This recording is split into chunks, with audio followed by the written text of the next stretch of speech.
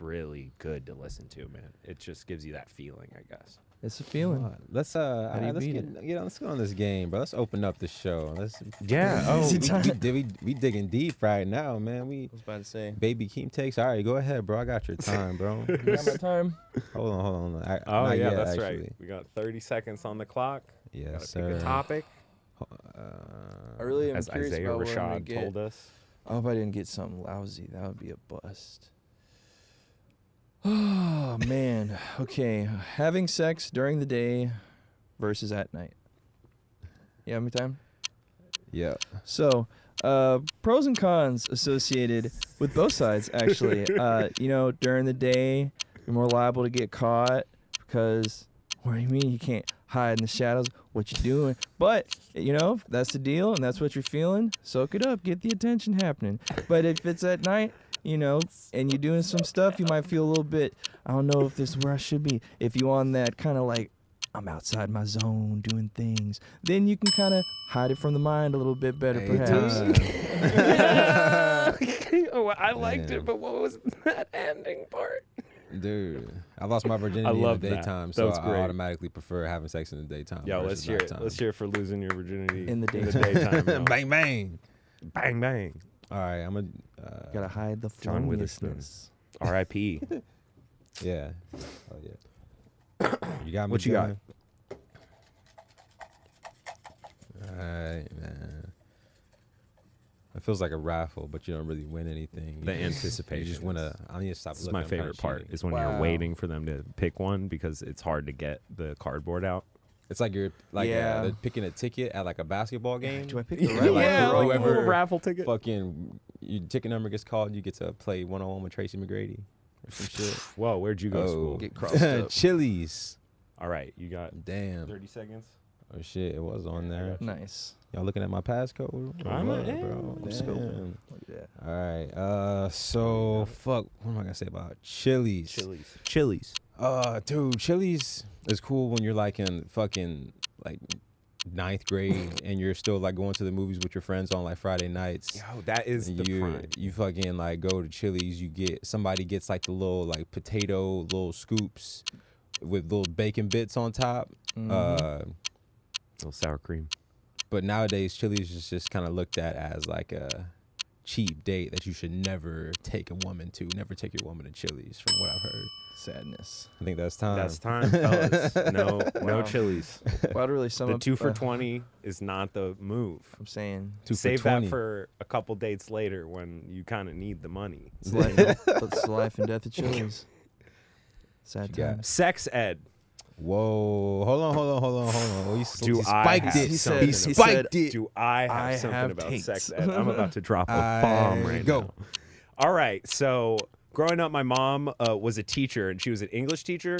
She was at Catholic schools, and she also taught a class called Growing in Love. Oh. Guess what the fuck that is? In love. Sex ed. So my mom taught me sex ed in school. Damn. And I mean, there's more time on the clock, but nothing I can say is really gonna top the fact that my mother was like, well, when a God and a boy and a girl all love each other, they all make the Holy Spirit fuck. You know, like it's pretty. It was weird, but I got through it, and that's my time. That's my time. Did so y'all had like the talk 30 like, in seconds. class. So that was all the time that we're gonna spend on that subject. I mean, you guys stopped. What do you think about sex during the daytime? That's not the rules. That's no, true. I'm just playing. What's up? Nah, that's that rules is rules. No. Isn't that what they say? I'm seriously joking. What were you gonna ask? It's I was okay. gonna. It's pretty funny. No, I was crazy. saying like how most parents have like the talk with their. That was like in the classroom versus like just like at home. Yeah, like, my dad asked me home homework recently. He said, "Did I ever give you the talk?" No. If you have to ask, man, you probably didn't. You know? Mine like lasted probably like 30 seconds. Yeah, how was y'all's honest. talks? Give me your talk stories. You know what? Mine might have like I had like a mini one when I was like probably like 12, 13, but like one of the talks like the soft talk. The first one. Yeah, I got caught trying to like fuck my girl at the time. Like, damn. but it like we didn't like do it though. It was like we were like too like scared to like get caught, and like I was trying to like do it with like your fucking pants halfway on, and like it just didn't work out, bro. And then but my parents just found the condom wrapper on the side of my bed. I just left it there when it was hella awkward and mad sloppy too though. Like the sloppiest shit I've ever done. Just come on. Yeah, I mean you were a little Those hormones kid, were still going, bro. I couldn't focus, bro. All over the place. I just left it there. Yeah. What about you, man? I reflect back. I think I was way younger when I first got the talk because I still remember my dad being awkward about it, trying to come up and just break it down for me. He's like trying to find the words, and I'm halfway ass paying attention. I have like a popsicle that I'm just chewing. I'm like watching TV or some shit. He's just like, he's trying to have this real ass conversation. I'm like, yeah, cool, huh? What? He's like, this is probably like the good time to have the talk. When you're complete. What? No, whatever. What are we talking about? And then yeah, that was about the extent of my understanding. You were watching Chalk Zone or something. You were just you were watching Zaboomafoo. Eating a popsicle. Like when's the last time you had a popsicle? Pretty much. Bro?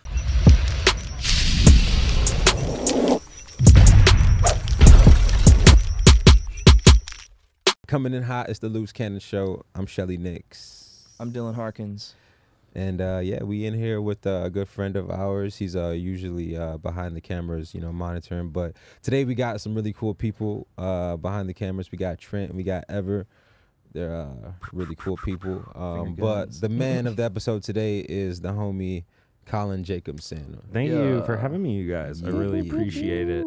Thanks for making me talk about sex ed with my mom. I appreciate it. No, I'm just kidding. How are y'all? Go back to it a third time. Yeah, no, I'm just playing. Cool. But how are you feeling, man? That's what I was gonna ask you. Yeah, I'm doing good, Guest man. of honor. I'm so excited for South by because I am in the Shelly Nix group, whatever it may be called. We're just booking it as Shelly Nix, but I play bass and I DJ in the band, and I'm just so excited. We have 5 shows. Yeah, more than I've ever had. Robust schedule. And I got some other stuff going on during South by too, so I'm gearing up for that. Really today I was digging a lot, just doing DJing stuff, just getting new tracks, getting new types of music and stuff. That's been inspiring me recently. And where you be finding tracks at? Spotify, is where I listen to music. But I mean, I listen to music. I look for music on the radio, on YouTube, on SoundCloud, on Spotify, from people. Anytime I hear anything about me, I'm like, what is that? Why don't I know about that? Like, I obsess over that stuff. So obsessed. Yeah. I want everything. I want you to talk about just like your education, because I know that's something that you really value a lot, and you're a really smart dude, and so I wanted you to like really nice of you to say. Kind of talk about like I guess your upbringing, but an emphasis on education. Okay. You know what I'm saying?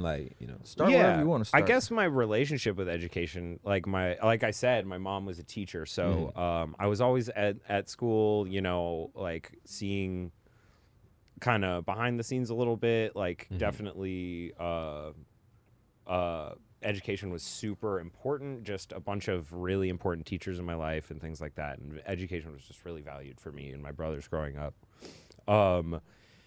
I was, like I said, like Catholic school, and the intention was that I was going to go to college, and I was like, I don't know, I kind of want to do music or some shit. I don't even know, whatever. And then I got into school up in Boston and went there for a couple of years. What's that school in Boston? It's called Berkeley College. Berkeley College of take all my money for no reason. Dang. Tough. No, I'm just kidding. Berkeley was like a really getting in there was a big deal. I was gonna go to Texas State, so I might have. You would have been with us, man. I know for sure we would have been friends, and that like we all would have. We were fucking with some people who fucked with similar people, and we just all would have met each other at some point. But hell yeah. It honestly, going up there sometimes makes me regret missing out on some of the experiences when I meet people here from San Marcos. I had some experiences there and stayed out there with friends for a little while and was going to good time. college stuff whenever I was back in town and stuff. But yeah, well, I mean, I got into Berkeley. It was a lot of pressure. I got into the MP&E program, which is music production and engineering. So it was a lot of work. And then I just really didn't think I needed to be there anymore. It just kind of was not where I wanted to be, but it really like helped me kind of you know, just define some kind of sense of like professionalism or something, because I came back to, I'm sure there were tons of benefits. I was in Boston, yes, of course, but in my like 19-year-old mind or whatever, I was in Boston and I was like, oh, I moved from a city where I was already in a band, like about to go on tour, like, so I just decided to go back into it. And you know, it was taking 2 years off or whatever in a scene, you know, it was hard to build that back a little bit. But I mean, I've been doing my thing, like in a way I've been pretty proud of recently. I think because of my education. But yeah, Nice. Yeah, I was like, I guess I was speaking a lot to like your musical education, man. 'Cause I've seen you like you just make a crazy beat in like 10 minutes, bro. You know what I'm saying? yeah. So well, and I think it's because a lot of the reason why you're able to like make such good songs and like just like of every like sort of like genre is because you really just understand music down to like the theory. You know what I'm saying? Okay. You know, the science. Well, when I was young, my brother played piano, and he was a state musician. Like he was the best pianist in the state. And he would just play Mozart and Beethoven and Chopin and Bach all day, and I loved listening to it. That boy Bach. He was he ripped when he was a kid. And I didn't do music because me and my brothers just were trying to find our own things and kind of be a little independent of each other's identities, I think, or my parents were at least trying to do that. But so they were like, okay, we're gonna put Colin in. I think this has more to do with it than my education. That's why I bring that up. They put me in musical theater and in like stage shows and improv comedy and a bunch of stuff like that, and that really sharpened like a sense of wanting to understand musical theory or how to make a beat or something to its fullest. Is like when I was like really young, I was in the opera and I sung La Boheme in French for 4 hours. Damn. Wow. And like I was in Hansel and Gretel, intense. I was in Madame Butterfly, I was in at the time I was in Binghamton, New York, which has something called the Tri-Cities Opera, and that's basically like more or less kind of understudies for what the operas they do in New York City. They have these 3 other towns kind of or 2 other towns do the opera so that if somebody breaks their leg or whatever and they can't classically train somebody to sing Don Giovanni in a week, they've already had somebody doing it a whole season who will just go on stage. Nice. So if I had stuck with it, I would be in the opera right now. I think Broadway's in Austin right now. We're coming to Austin. Yeah, Lion King. And some burgeoning other scene. things, I think. I saw a lot of off-Broadway when I was younger. I lived in New York State when I was younger, so I got to see Spam-A-Lot on Broadway, which I don't know if y'all know. I ain't never seen Spam-A-Lot. What's Spam-A-Lot is Monty Python and the Holy Grail. But wait, hold on. So, motherfuckers be talking about these Monty Python movies. There's more than one Monty Python movie, right? how in-depth of an answer every time I bring up Monty Python, people do this, and it's a different fucking movie every time, I swear, bro. You gotta say Monty Python and the Itchy Bottoms. And you're like, what are you talking about? And you're like, there's a sketch where they're yeah, exactly. Yeah, that's not gonna work. Hip, that's so not, let's figure this out. Your dad had to have shown it to you in 1997 or it's not funny. Okay, people? No, Monty Python is the greatest sketch comedy group of all time. They're like, I don't know if you ever watched like, whatever, Saturday Night Live or like Whitest Kids You Know or Kids in the Hall or Mr. Show or something like that. Okay. All of them, they're like the Beatles of that type of comedy.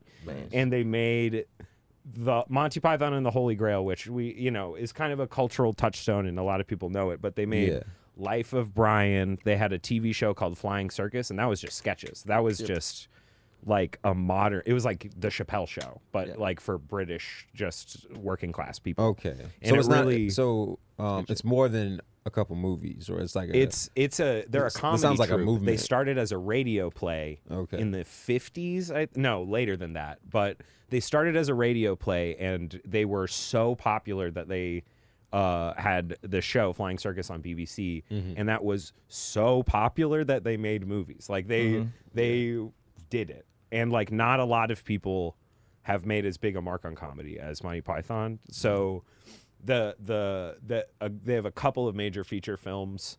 Life of Brian is like a religious, like it just is like, yeah, this is not, I don't like this, the whole religion thing. That's basically the thesis of it, but it's very silly and it's very funny.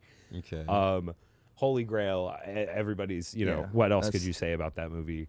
I feel like we've all seen it. And, you know, have you ever seen it before? No, I haven't, bro. I feel I'm like, telling you, I'm never. Okay. I've only heard people talk to me about Monty Python. For me, that's like a sleepover. Like, we're in the 5th grade and it's time to sleep. That, like, you watch Monty Python and the Holy Grail. Like, I assumed when I was younger that every household in America just watched the Holy Grail whenever all the 5th grade boys were. Whatever, had a soccer tournament the next day or whatever. Who cares? Yeah, I wonder what we were watching. Yeah, probably something we weren't supposed to. Yeah. That's because that's the thing with Monty Python is that movie is so silly that it kind of is for kids, but also there's jokes about like fucking nuns and stuff. Like it's fucking crazy. They were doing wild, like really wild shit, really far back in the day. I think you would appreciate a lot of them. You like fuck I with would Monty show you Python? some sketches.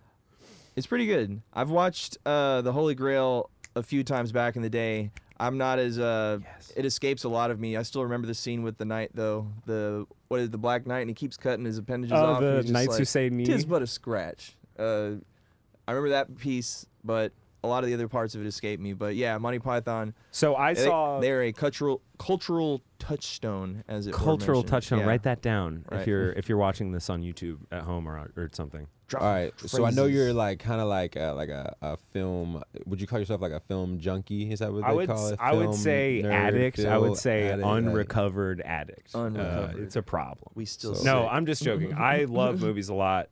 My family always just would connect on movies, and I don't know. I wouldn't, because there are people who are like film buff people, like film reviewers and like people like Quentin Tarantino who can just like recite all this stuff. And I have a deep love for a wide variety of things, but I haven't seen like, there's big stuff like Monty Python that I have not seen. My problem is I'll see Monty Python and then I'm on it for 2 years. I'm like, oh, I got to see blah, like, I need blah. a deep So dive. there's big, I definitely have big blind spots, but I would say, yeah, I love movies. They make me incredibly happy.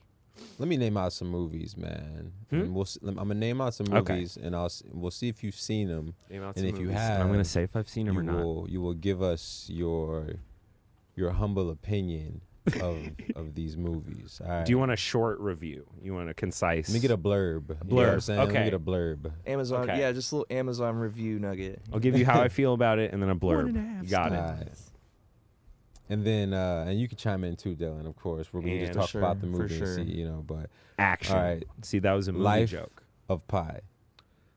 Have not seen it. Okay. This is what I'm talking about. The best picture of 2010 or whatever. It was I have 2010? not seen it. Wow. Life of Pi is dope, man. I don't know, like it's like I saw the end, but I mean I've not. I missed it. I read the book and it like really like spoke highly of zoos and how like everyone should appreciate zoos and like the total opposite of like what's Reality? real. Yeah, exactly. But it was so cool how you like someone can just like write somebody can make it make sense just Well, it's a through, like, metaphor, literature, you know. what Like I'm sure that's speaking to Sick. a higher point, and, exactly. like, yeah. That's really cool when you can take something like that, like the cultural standard of a zoo, and turn it on its head. That's kind of interesting. Didn't Life of Pi have Dev Patel in it? That guy from Slumdog Millionaire? Yeah, Am I yeah. correct? Okay, Wait. yeah, that's. Maybe, yeah, I think so though. Isn't that the one? I might be incorrect, but I don't know. I haven't seen it. I haven't either. We're both blind. Look I've at that. not seen Life of Pi. 2 blind pie mice. Sorry. Two blind pies. I got one. I got another one. Zombieland. Zombieland. I'm gonna say 7 out of 10. 7 out of 10.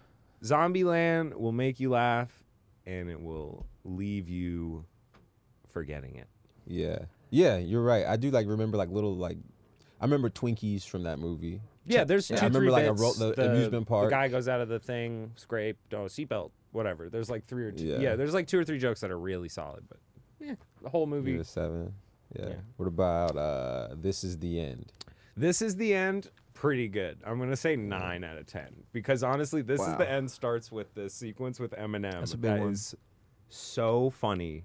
I think Eminem's in This Is the End. When is he in? He's at the beginning, right? It's some with Michael Cera, isn't that what's going on? No, so it's James Franco's playing a Ryan Seacrest type. Oh yeah, and they do this interview with Eminem. That's the interview.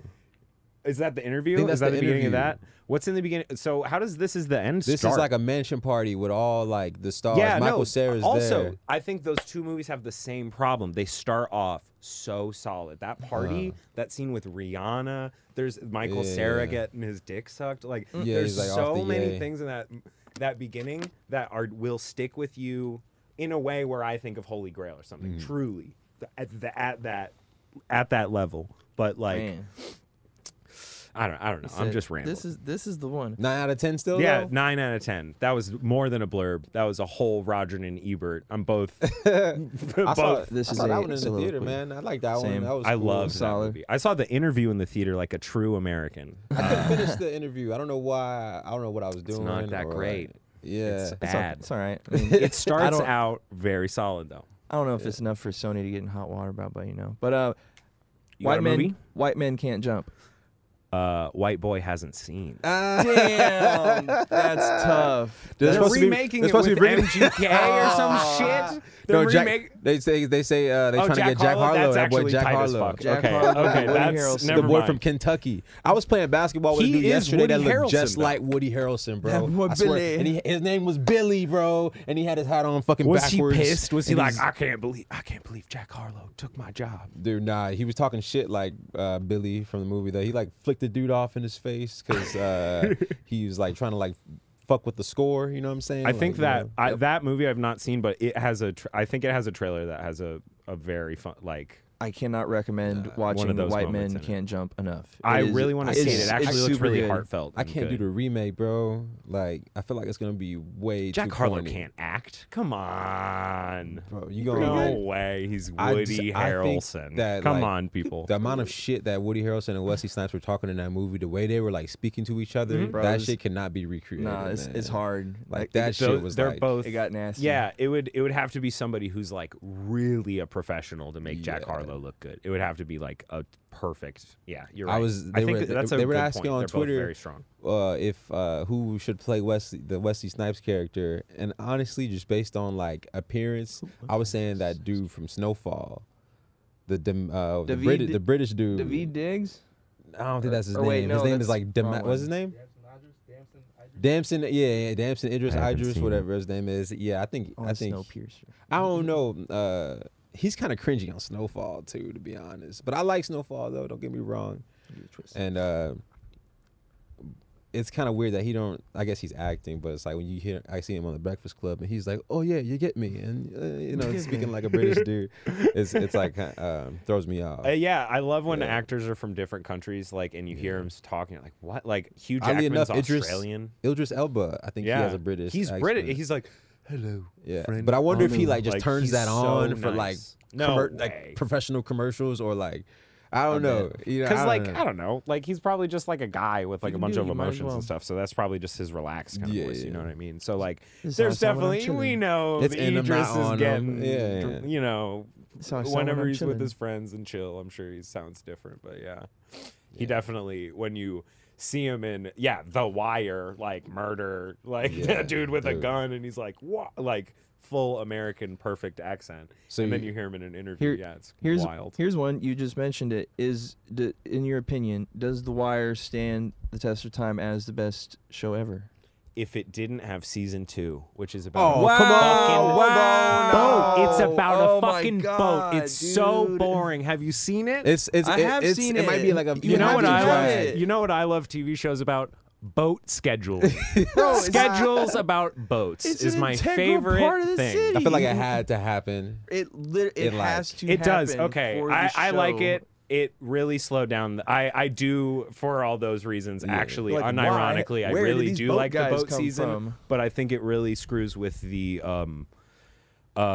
energy like flow of season 1 to season 5 because 1 builds it. I feel like if you watch it 1 to 3 story elements. 1, 3, 4, 5, it would go like perfectly in a straight line up. Is that when McNulty gets like? That's when he gets like put off on the docks. It's when the Russians are cutting off everybody's hands. And, yeah, in it the has dock. something to do with bodies. Yeah, okay, Yeah. okay. I like the.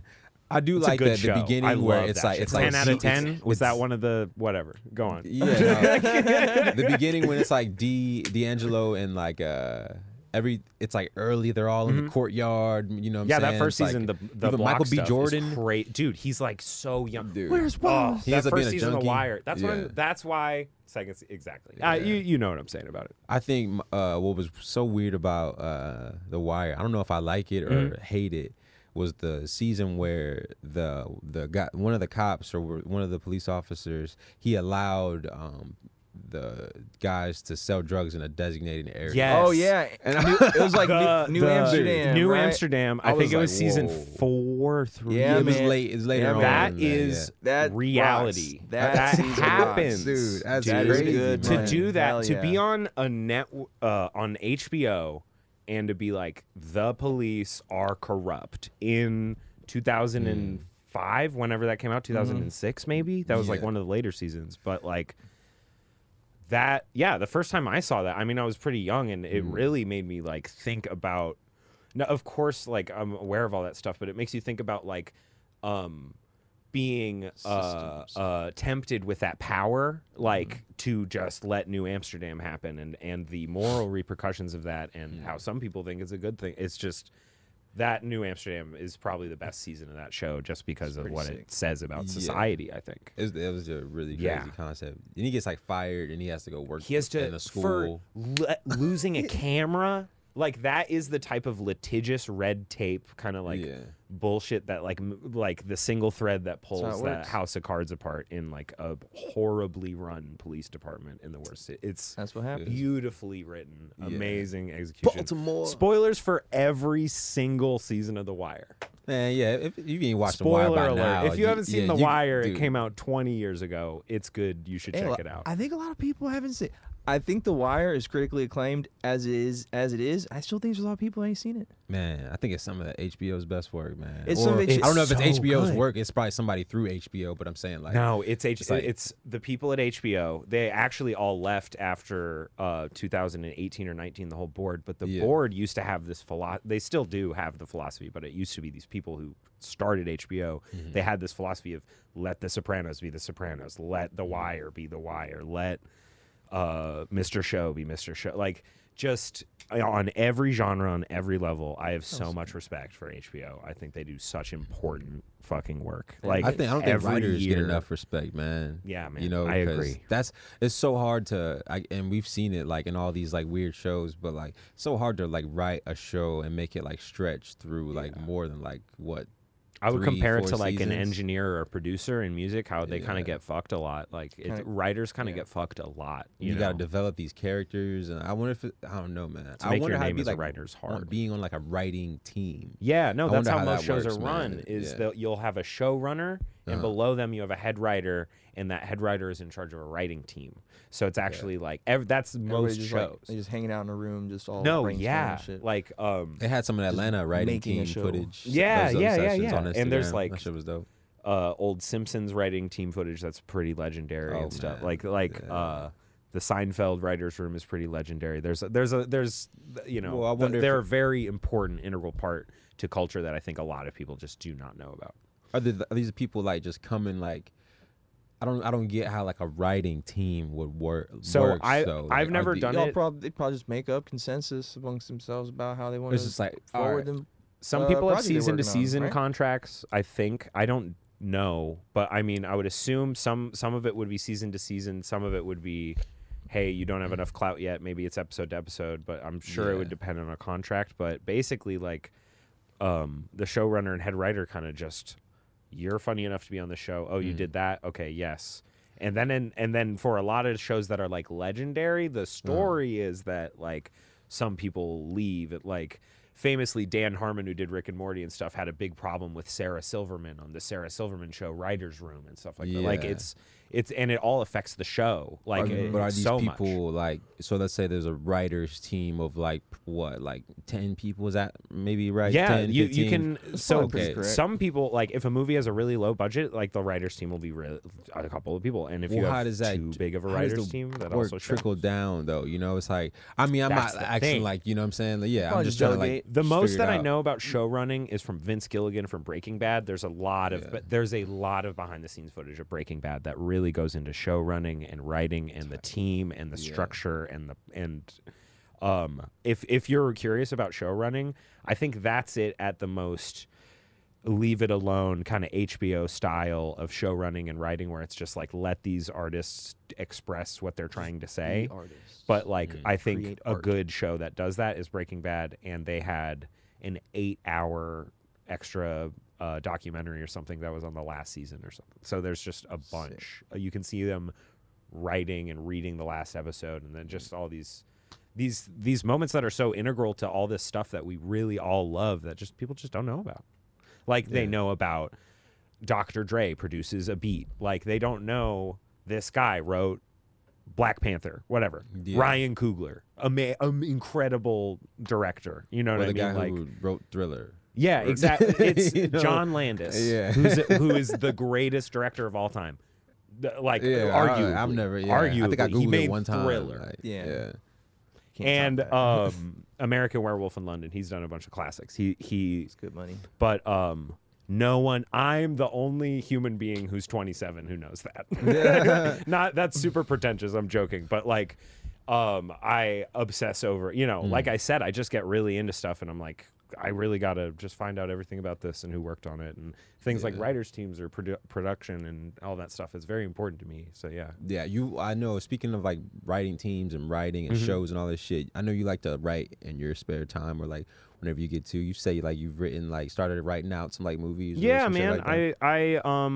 I'm writing this kind of thing right now. So when my philosophy with writing is, if you talk about like the subject matter or the metaphors or whatever in it at any point, it's kind of gone.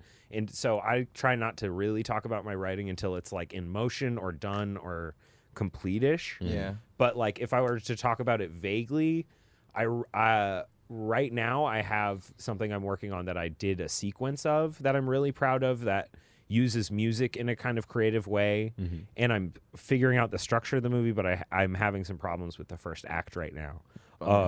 There should just be a reason why characters believe that they should hang out with this guy that they shouldn't hang out with, and I don't know why yet. And I'm just like waiting, but I've done writing. You know, my mom was an English teacher for the 5th time, and it was just really important to me for creative writing and things like that. Like in my college class, we had a creative writing class, and I went to a college prep school, so when I got to Berkeley, I was like, this is a fucking joke, dude. What the fuck? Our final paper was like 5 pages, and I turned in a 20-page paper because I was bored. They're like, why are you making this work Like this hard? so, 20 pages, baby. so if you, How you like me now? there's It a ain't little that if you writing and structure and things like that. I guess it's a healthy start for me to be able to like write like shorts, like these little 3-minute skits, man. But for it's so sure. hard to like forcefully like write some like funny shit, man. It Being has to like funny? really like. Wow, Yeah. this is crazy. I was thinking about this today. John Cleese from Monty Python gave some advice that I was thinking about all day today, actually. I was thinking about mood in relation to how I write music. And he said, when writing comedy, if you want it to be silly, you have to feel silly. Something to that effect. So Yeah. it was really about getting in the headspace of the goal that you want to write. But I think what he's kind of speaking to is that you can't control that. And it's Yeah. like I have a friend who wants to write really happy music, but he only makes really sad music. It's somebody we know. I just, you know, I don't want to. It's kind of a personal thing to say. John Doe. John Doe, my buddy, a dead body I keep in my house. Oh yeah, John Doe. I forgot they use that to describe dead bodies. I thought it was just unidentified, not unidentified. I don't know. I can't remember. I know it's some creepy serial killer shit. All the people who watch like, I love Jeffrey Dahmer. You fucking weirdos. They'll know. They'll know. They'll tell you. They'll know. So, what were we talking about? Sorry, I was just ripping on people who like serial killers. You were John Cleese in the. So you have to be what I would say to writing comedy, like you were saying earlier, or writing something silly. You gotta feel silly, man. You gotta have like. Nope. I don't know what that's different for everyone, which is also what I think he was trying to say. But it's kind of hard for me to sit down and write music when I'm just like feeling like indifferent or just like. Right. If I'm just like, hey, I'm just chilling, watching TV, not doing nothing. Yeah. You know, I kind of have to like. You gotta feel energized about it. I don't know. I tend to like write a lot of my songs like, and I shouldn't do this, but like while I'm driving. Okay. Because I feel like when I'm driving, beat in the like, car and you're recording with the phone. I'm in like no. I type it in my phone. It's terrible, bro. It's terrible. It's terrible. But there's some I did get to a point where I can like kind of just like lock. There's one song I just locked the song on my head, like but usually like I'll just like the ideas will just be coming to me like while I'm driving. But I probably should come up with like a better method, safer method to. I'll definitely think of a line in my head or something for a song and write it down at a red light, but I'm not straight up like time to write chorus 2. Let's go on a drive. It's like, no, you're sir. like no, fucking thank you. like. Well, how do you do? I'm saying that because I'm curious. Yeah. And I guess when like. You get the idea, like one idea, you know what I'm saying? You want to just write it down so you don't forget about it. Whether it's not, because it's not always like a melody or like something that I can like, something I just feel like I should record, I guess. But once I like write like the few words down, then I'll put my phone away and then I will like, they'll just keep coming, you know, they should have started flowing. I don't really want to like. Okay, so when it starts for you, it doesn't stop. But I guess, yeah. Well, when you're writing, say that. When I'm in a vehicle, and then you gotta stop. Then you gotta pull over or whatever. What about you, man? Like how do you like think of stuff in your spare time and write it down in Notes app, or do you just sit down and like I'm gonna write today? How do you do it, man? It depends, honestly. As of late, I've been a little bit less active with writing than I should be. I ain't been practicing my muscle as appropriately as one should, just because I've been mad busy with other things in life. But as far as the writing process goes for me, it's really like, it's weird how the mood works sometimes. Like, writing comes super easy sometimes, and then other times it's just like the biggest chore in the world, to where it's like, it's hard to like force it. You're right. Like, if you try to write stuff that like doesn't really fit how you are, you're gonna come off like really ingenuine and like just this is not me. This doesn't sound like sometimes something I would write about. Sometimes I'll write. I'll have not written a song in like months, and sometimes I'll write 4 songs in a day. Yeah, you know what I mean. It kind of just happens when it happens. It's very fleeting. Yeah, and I'm really envious, honestly, of people that are like able to like click it on like a switch. Like it's always been a little bit more of like, I feel the vibe, I gotta kind of like catch it and do something with it. Like, I'll be just like hanging out, like doing to-do list stuff in my apartment. I'm just doing busy, and I'll just be like, oh shit, I just came up with some like random turn of phrase. I'm like, that's cool, that's kind of slick, ha ha. Let me like write something down and then like find some way to keep it, and then I'll come back to it and I'll be like, maybe I could build something off that, and then that'll be like a line that just begins like a verse that I start to like kind of find a connection within, and then try to like put a chorus around it that makes somewhat sense song structure wise.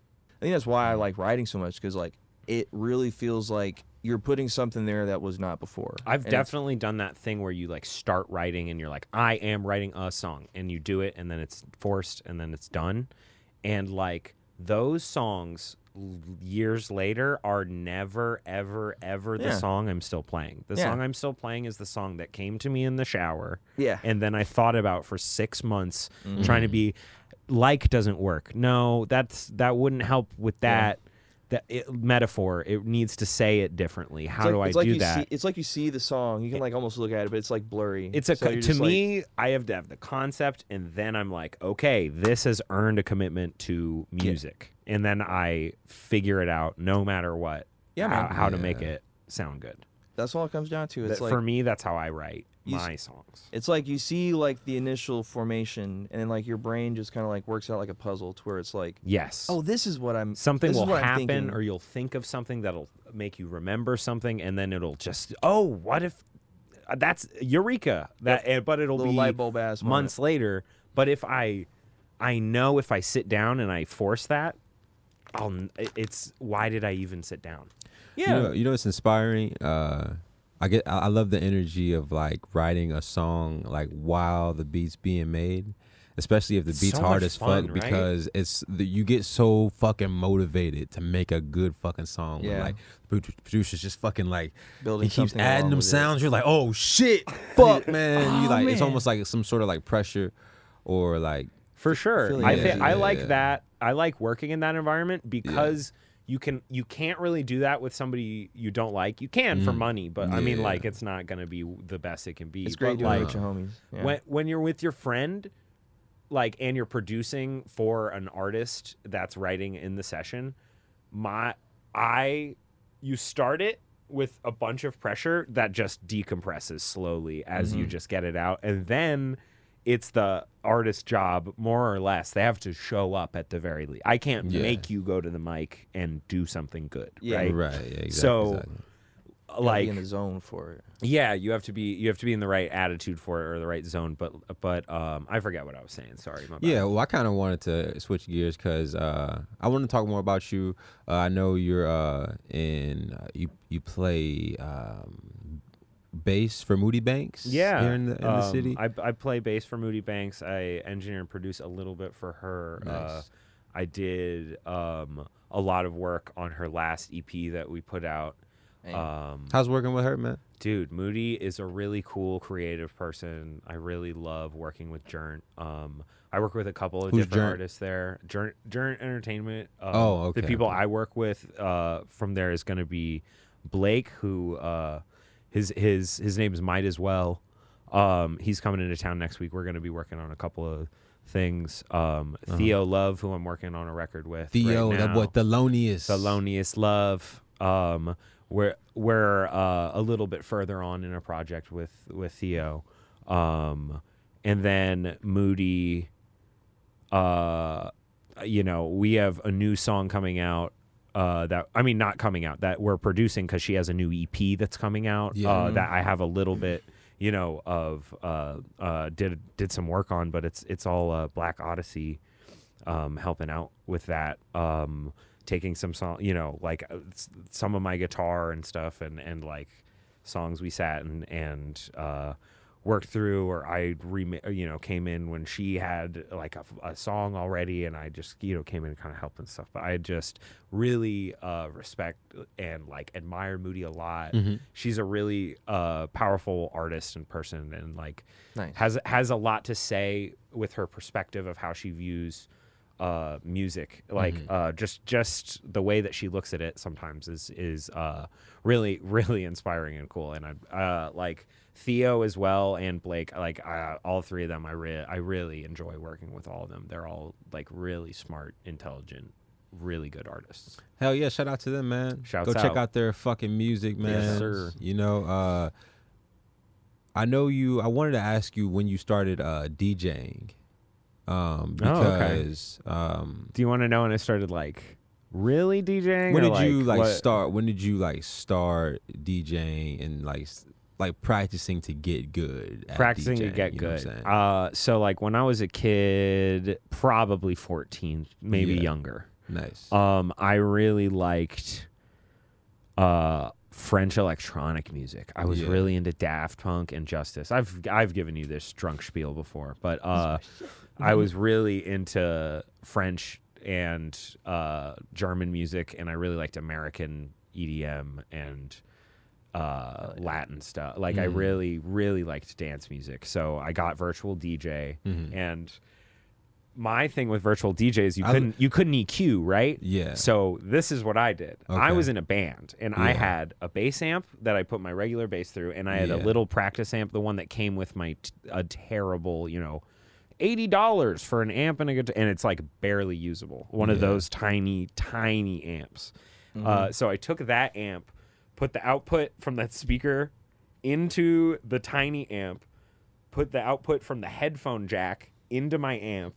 So I had an EQ, and I was cutting out mid, high, and low. Damn. And I taught myself how to do that. Isn't that nifty? And then just queue up songs on virtual DJ. So I did that when I was 14. Virtual DJ is a blessing. To it was fun. It's such a blessing. It's good for. bro. It's a really good tool. I know a lot of people shit on it, but like, no, if you're like, but like you were using that when we were kids, Yeah. though, bro. Dude, like I was you a open up child. the DJ, You heard what I just bro. said. The That's beat some grid on that bitch, crazy- bro. yes. The beat grid is Yo, crazy, bro. yeah. Serato, what get with the virtual DJ beat this. slicer, y'all? Yeah. It's Don't know that this. honestly. You kind of got that on your controller. Yeah, like, yeah, it's slicer. close, but it's not the, like the virtual DJ one. you could just- Anyone who used that program back in like 10 years ago will know that beat chop was sharp as fuck. Yeah. Like way sharper than it should have been for a free program or whatever. But that's so shop talk. We should change the subject. We're talking about like I love the preset in this like come on. What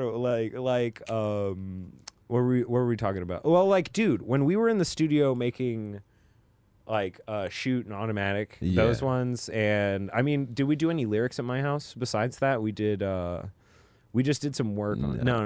Yeah, that would have been the ones, right? Nah, we did summer shoot at your crib, I think. Yeah.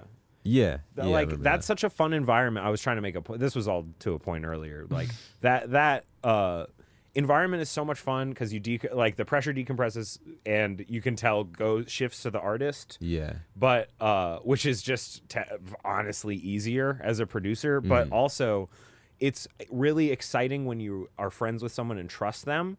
And then you put a little bit of like positive pressure of like, I really like this beat. This is really going. I'm liking this. But that's not a bad thing on any level to be like, this sounds good and it's gonna sound good.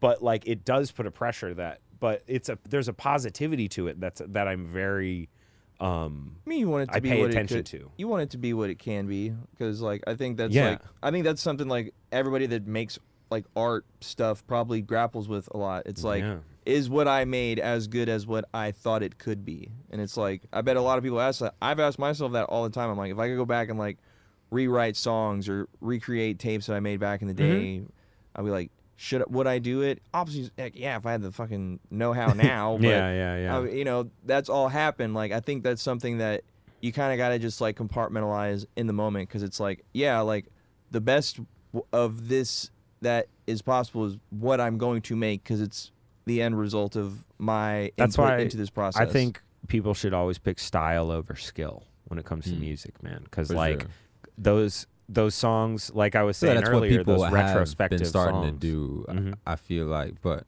I didn't mean to cut you off though. No, go on, man. Go on. No, I just I feel like the style. I mean, it's kind of like a blurred line though. You can call it skill also, but I mean, I think the skill that you're maybe talking about. I guess when you say that, I think of like the cool, like swaggy, like Atlanta style, like Gunna and like Young Thug. Not to say these dudes don't have any skill, because they obviously have skills. How dare you? But yeah, that's what I was gonna say. It's like a blurred line. I'm just joking. I'm joking. Nah, what I was thinking about for the past like minute or so is I've been playing Uncharted recently. Okay. Man. Uncharted 4. I played all the Uncharted. I think I played only like half of like Uncharted 2. I've seen a little gameplay, have not played. I just saw a little bit of it. It's great. Mad unrealistic though. It's kind of like one of those games where like Far Cry, something like that. People compare it to Tomb Raider a lot. Okay, You know what I'm saying? But you're like jumping on like Guy Tomb Raider. A lot of the he got reacts, like mad grip strength and like yeah. he's jumping like crazy gaps and like it's crazy. But have you played Uncharted? Yeah, I played all them games. Uncharted. Yeah, they was sick. They was sick back in the day. The movie just came out. That came out, didn't it? Yeah. I remember seeing all Tom Holland. Yeah, that must have come out. And I was pretty salty that they casted Mark Wahlberg to play Sully. And if you so you haven't random. played, but Sully is like I'm gonna pull up a picture of Sully, He bro. looks like Craig T. Nelson. He don't look like Mark Wahlberg. Like, bro, it's like the worst have the casting right decision man. I've ever Man's seen is in my wrong. life, dude. Hold on. incorrect casting. Speaking of bad casting, people are pissed. Well, people who haven't seen the movie are pissed about Robert Pattinson and the new Batman. Why are they mad at Robert Pattinson? I don't know. Every Pattinson. time I go Robert online, it Batman. seems like somebody's mad that Twilight is going to be Batman. And it's like, oh, you don't like a guy who wears tights and runs was around in the like night? Oh, you mean 10, Batman? 15 years ago. Like, come on, bro. Oh yeah, no, I'm saying I wouldn't hold it over. Oh, He- this guy. Okay, he- I've seen this character. that That's movie is- not great casting. You should get Christopher Plummer, who is an incredible. Oh, he might have passed actually, but that character looks like this actor, Christopher Plummer. You need On an island, you need a yeah. fucking mustache. Yeah, man. no. Come on, Christopher bro. Plummer has the most iconic the Hollywood treasure here, mustache. He's what? the dad from Sound of Music, and he has this mustache that is supreme. Hell yeah. All fellow mustache fans out there. No. It's big stash boys. I'm kind of scared to watch it, man, because Mark Wahlberg has this like silliness about Uncharted. him when he's like in movies. Yeah, Uncharted. Mm-hmm. Mark Wahlberg be on some like Ted. Yeah, yeah, sure. Or like Other guys. he's even goofy as hell good. on Four Brothers, pretty man. good. He is goofy He's in pretty Four gnarly Brothers. on I Four agree. Brothers, but like he's always even like the. I'm But sure that's- he's goofy. he's He's Marky in a Mark, goofy ass dude. movie It's with Will literally fucking Ferrell. Marky Mark, dude. The other Daddy's guys. Home. Yeah. Yeah, but Isn't that but one? Yeah. The but other for guys. Uncharted yeah, I though, love the other guys. I can't. I don't know if I. It's not right for that character because I have seen like at least one or two cutscenes with him in it, and that's not. We don't want no. Is he Italian? You can't be Sully if you're like you gotta be fucking. He's good in Boogie Nights. I'll give him that. Oh my I fuck with God, Mark Wahlberg. Don't get me dude. wrong, but Boogie just- Nights. Have you ever seen is a Have you ever seen have Boogie you Nights? seen Nah, I've seen Boogie Nights? No, Boogie no, Nights. Boogie You, Nights. it is as good as Pulp Fiction. It is like a I- 90s. I recommend it cinema as highly killer. as I recommended White Man Can't Jump earlier. It is. It's Boogie super Nights? Good. Boogie Yeah, Nights. it's Yeah. Mark It's Wahl- about Mark Wahlberg is a porn star in Yeah. the 70s, and he's in Really? Hollywood, and it's just all these people's lives just kind of. They're kind of it's a movie about family. They kind of just find their family in this horrible industry. Who made that one? Paul Thomas Anderson. Yes, P.T. Anderson. Amazing Yeah, director. One of my favorites. super good, super worthwhile movie to check out. What do they have? What is his fucking name? John C. Reilly. No, John C. Reilly's his buddy. Who's the guy? That the guy that runs the record store. The guy who runs the record store, Don Yeah. Cheadle. Yeah, Don Cheadle. Don Oh, Cheadle's my boy- in that- my boy bro, Don Don Cheadle. Cheadle's in that movie. The and- audio store, the stereo Oh, store. it's so yeah. good. He- man, I might have to run He's that like- tonight. he like High he- fidelity. He like geeks out That- about audio equipment. yeah, yeah, everybody, yeah. they're just like, can I just like get the good stereo? He's like, yeah, whatever. Dude, No, because he's blasting the country, dude. That's the funniest. Because he loves. That's the thing is Don Cheadle just loves so funny. country music in that movie. So that Don Cheadle plays a black dude who works at a very white neighborhood stereo. Yeah. Store where normal South LA people are coming in just like suburbs who would just be very much listening to normal pop music on the radio come in, and Don Cheadle he's dressed like Evel Knievel. Yep. And he pretty basically good. is blaring country music great. with like a top hat, and he's like, you gotta buy Boogie Nights you have Yeah. to see. I'm gonna It's check it out, amazing. man. Long story short, Boogie Nights worth watching if you ain't seen it yet. This is just the Um, movie recommendation yeah. podcast. I like Don Cheadle in Rush Hour 2, man. I think that was one of my favorites. pretty He good. has like legendary like Hotel Rwanda, Yo, Crash, Hotel Rwanda. all that shit. But his brief time as Kung Fu Kenny in Rush Hour 2 was Mm-hmm. pretty fire, man. What about Iron Man 3? No, I'm I just like kidding. him. Man. Wait, he's man. he's the guy. How do you his guy. how do you feel about the replacement? How do you feel about Hotel Rwanda 2? Wait, hold on. Wow. No, I'm just. What? Who did he replace? Who did John Cheadle replace in Iron Man? He replaced. He was in the first Iron Man. I can't remember who it was because that What you said? Terrence Howard. He replaced Terrence Howard. is Yep. phenomenal. He was supposed in to be Iron not Man. That Don I think he's Cheadle- supposed to be Iron Man. Yeah, no, he wanted. The thing was, he wanted more money for the contract, and they were like, "This Marvel told him like it's not going to be a big deal," and he was like, "Goodbye then." which is super weird. Who needs but a Marvel contract? Terrence Howard would have made a very good Iron Man. It takes like a very specific. Pretty good. You don't think so? I love my boy Terrence Howard. I can't see him as a superhero, bro. What was it he said at the was it the award show? Someone interviewed him. He's talking about like, bro. I know, he's I got like, these, yo, I got I've these seen equations. the fifth dimension, I bro. know the You got to do equations. DMT, brother. Like he had a full Jim Carrey breakdown. Bro, it was like awesome. full. Man, It was cool though. It wasn't like scary. Like the Jim Carrey ones are kind of scary. He's like, y'all don't know about this. He's talking about like inform you real sacred quick. geometry. It's crazy. I bet he will. I If can you see it haven't in his seen eyes, man. He's like on some shit. I could tell. He's like, this is why 1 + 1 = 3. That's for like, real. what? He was saying stuff like he was like talking like, crazy. It was an actor. cool. He said he was talking about Terrence Howard. It was Jamie Foxx on the Full Send podcast. I think that's what it's called. Okay. He was saying that like they were asking him about like, do you like stay in character like when you're like off set and shit like that? And he said he would stay in character on set, but he said that Terrence Howard would like be really like into that. He'd be courtside like playing his like character, like talking like all sketchy and shit like that. That's funny. And that's pretty fucking weird, man. It's not weird, but like it's obviously weird. Apparently, Aaron Eckhart did that on The Dark Knight. He's Two-Face. Man, so I'm just Apparently, he just acted like that like all day and had people call him Harvey and stuff. Daniel Day-Lewis, I think, does that. But I mean, when you're Abraham Lincoln, Method it's kind of weird if people are calling you Daniel. Boy Jared Leto. Remember Jared Leto for like the Joker when he was on Suicide? Yeah. He's like leaving like used condoms and shit at people's places. Now he's like killing rats. None of that like, happened. and shit. Like some articles came out and he's like, just kidding, that was all fake. Like, no, it wasn't. Like you, what? So I saw something recently about it. That was weird though. That was some weird times. Weird. So I want to make sure, because I think we're getting close on time. I wanted to ask you, Colin, what is like today is March 7th, 2022. What is the hottest take that you can drop this very moment? I'm gonna give you like the fifth hottest because y'all cannot handle. Okay, don't burn the couch. Winning takes. Hot take. I don't know what kind of take, like a social cultural take. What do you mean? What do you think is like a that's just vague. I don't know. We need an obviously hot take. Hot take. Okay. Something that you might not be in line with the mainstream on. That's like people think it's like this when really it's more like hot take. this. I mean, not that hot. People have said this. Okay, I'm gonna say it.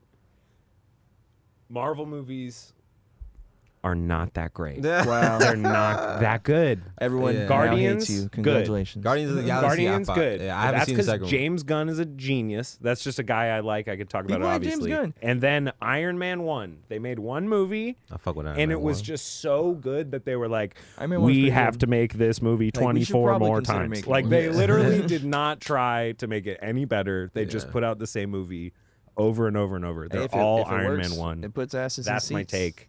Watch Iron Man 1 22 times if you want to watch the Marvel movies. That's a lot of money. That's how I feel. Stan Lee's rolling over in his grave right now, bro. Oh yeah, he died. Damn. Did they put in one of those Sadness. shitty movies at the end where they like, he died for real this time? Because I don't know. they always Like, dedicate it to him, but where they like For real this time. super we dedicated this one. I don't remember. Super because dedicated. I think he he's like, died during the pandemic, right? I don't know. I think it might have been like a couple years. That's ago. really sad, man. Stan Lee was Yeah. really a hero of mine growing up, man. He made He's- Spider-Man. I like how he would make like little cameos in his That in the was movies sometimes. creative. I Yeah, honestly yeah. love when artists, obviously, like he's one of those dudes in a writer's room. Like Him and Jack Kirby. I have just a getting lot, down Jack right and- Kirby yep. and people like that. I really Chuck Jones. I have a lot of respect for Them like that. boys. So like I'm joking, but like for real, rest in peace, Stan Lee. Yeah. Marvel movies are bad. I'm not too into him, man. To be honest with you, I started to watch the Avengers, and I don't know if it was the age I watched it at. The but first it was one? like, Avengers it was- 1? Yeah, it was just like way too many like politics in the movie or some Way too shit, many bro. Like It way wasn't too many, exciting. Yeah, it was just people walking around talking about like some like serious shit, and like I guess there's tons of action. I don't know but I what's didn't going get on to here. it, man, because it was just too much. I don't know. Shit, It's like, this to other me. shit. Too much Avengers shit. specifically CGI mess. It doesn't look real. I don't know. What do you think about Marvel stuff, man?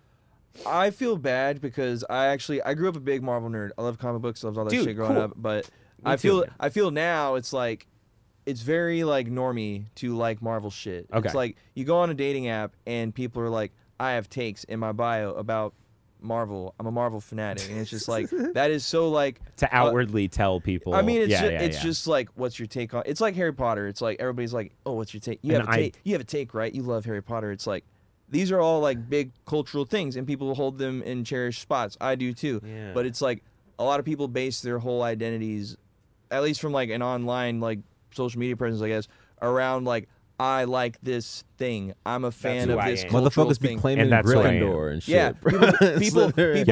people will like forget who their state Congress reps are, and they'll just be like, I know every house in Gryffindor and every It's like, great, cool. Also, like J.K. Rowling appreciates you buying a Hogwarts, book. one of the houses is evil. Yeah, I mean, maybe don't have that house anymore. And it's just, it's like, I don't know, like, it goes back to like Marvel stuff. I'm It's just like, joking. Do I like Marvel? Off topic. Yeah, Marvel's cool. Yeah, I mean, yeah, like, sorry. I appreciate them for what they are, but they're kind of like Westerns. You know, they're like everybody in Hollywood's trying to do a little bit of Marvel right now because it's what's like popular. It puts asses in seats. Everybody's big budget. You probably make a lot of money doing it, and it's like it just feels very much like these are not superhero movies. These are film industry movies. Yeah, and they almost feel just feel like made They by put a Papa committee. Doc in the movie, bro. Anthony Mackie, did bro. They put him Papa in there. Doc in the Yo, movie. how Hollywood is that, bro?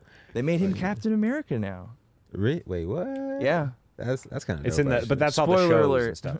But That's the thing. no I more saw spoilers. Loki. I thought it was all right, and then it was all right. I didn't finish it because I don't care. It is what it is. But that's my hot take. I don't know. I like that. Do Man. y'all have some hot takes? Yeah. No, what's a scathing hot one you can drop? Yeah, on? let's hit us with the hot one Alright. to get out of here. All right, man. Hot take. Halle Berry is not that fine. Wow. I don't know if I want to leave that in silence just so we can like Let me have just a fill the moment room of with sadness There, for that, or if I'm man. gonna attack you right now, if I'm gonna jump out of my chair. I'm just I mean, I'm not like trying to like, Yeah, I'm just being devil's shame advocate. nobody or do no shit like Not trying that. to shame nobody. But she is like, Hurricane Chris made a whole song about her and shit. You know what I'm saying? That's Like, true. she and everybody talks about her. Halle Berry. Oh, when she like Catwoman or some shit. Like, but it's like I don't know. She, of course, she's a star. Like, I think She's definitely. All right, she's definitely. who's finer, Sade or Halle Berry? I'm gonna think say Sade. I'm attracted to talent, and you're kind of agree I think with you, and I think nah, Sade's her a little voice more just talented. warms my But soul, man. Halle Berry is I a think- beautiful woman She who is, is man. very talented. She is. I adore Sade. She's talked about a lot, like as far as like fine celebrities and shit. And I guess it's kind of like a dated kind of like preference. Oh, Halle Berry, I want Halle Berry. Yeah, that's okay. She had her moment. I see what you're saying and, because it's kind of but- a stereotypical like. Yeah, it's just She's- like, but I feel like she's always like talked about in that light, but then it's just like, all right, Jennifer Lopez or Halle Berry. J-Lo. I'm saying like you could do that like you 15 had times, my bro. love. You know what I'm Come saying? on. Like, I don't know. That's my hot take. You wanna close out That was with a the hot pretty. take, That bro? was a solid hot take. You know, that was hot. Halle Berry's funny on the internet. She's like active on Twitter and Instagram. She'd be like, Oh, really? She'd be like posting goofy shit, and it's just like that's charming. Tracy Ellis Ross or Halle Berry? You know what I'm saying? Like, you know what I'm saying? That's wild. We going with Tracy, bro. No, I'm just Wow. kidding. The book is Wild takes. book What is it? We closed hate on Halle it. Berry here. I know. I'm like, say. I think Catwoman is a classic. I know, right? I don't think that. I like. I think Halle Catwoman Berry. is I saw a Catwoman. great I movie. did not like No. Catwoman. Sorry, hot take. She You plays, don't she plays like basketball, and Catwoman? it's like out of control. No, no, that's not a take. My hot take. I think people worry about Kanye too much. I think people have too strong opinions on Kanye, and I think the concept of Kanye That's has hot become a stronger cultural resonance point than the music he makes, and I think that is tantamount to all the other stuff that is kind of warped about celebrity culture. It's kind of like what you said about like Harry Potter and like whatever that was like. People, it's like it's polarized. You know what I'm saying? It's like you have a take. people and are it's like, I need to have a take. I feel so strongly about it because I feel like I'm supposed to. And it's like, you don't really have to be. I mean, you can like his music and just kind of be like, he's a crazy celebrity guy. Okay, cool. He's rich. I think you should wear. Rich people do crazy stuff all the time. It's not really worth like, I'm going to make like I'm gonna freak out on the internet. It's like, no. I mean, I think he should wear less black and smile more. That's what I think. I think he's too sad. Cheer up, Kanye. What's wrong? I don't think that much leather is good for your skin. Yeah, it's cutting off his circulation. I feel like I would sweat profusely if I brain. wore that much leather. So I wouldn't agree with it, but that's just me. But he probably well, I'm enjoys wearing it quite a bit more than I would. So but, I disagree. But yeah, I think that's my take. I think Kanye is just another rapper that made it that got famous. Yeah. But people treat it as like, that's a good take. This is a whole thing to have a cultural like neck of the woods about. And it's just like, man. People need to fucking mind their business, man. Yeah, just, you know what I'm saying? People need to live their life and worry about their own. That's really the best thing you can do. We gonna wrap it up. You got any closing words since you are our guest today, Colin? Anything you want to plug? I'm gonna plug my buddy Shelly, who I make music with all the time. We're playing a bunch of shows at South by. I know that's not gonna be here by then, but also we'll check be out like 3 months after that or something like that. Yeah, exactly. This will be out in 2025. But check out Moody Banks, Theo Love, Might As Well, Shelly Nix, and I'm going to be spinning some shows, doing some stuff like that. My Instagram is Nixon Disco. If you want to, give me a little follow, me and Shelly are always posting some dope shit. So, but I really appreciate, usually I operate camera on this podcast, and I just really appreciate y'all letting me come in front of the mic and talk about Monty Python for 2 hours or whatever. So thank you so much. I had so much fun, you guys. It's a blast, man. Most definitely. It's a pleasure having you, man. Appreciate you. We got Nixon Disco, a.k.a. John Colum Jacobson, Jingle Heimerschmidt. He did the full name. All 8 names that are definitely all real. I'm kidding, man. We got Nixon Disco, Shelly Nix, Dylan Harkins, Loose Cannon Show. We out. Dude, thank y'all, man. That was so much fun.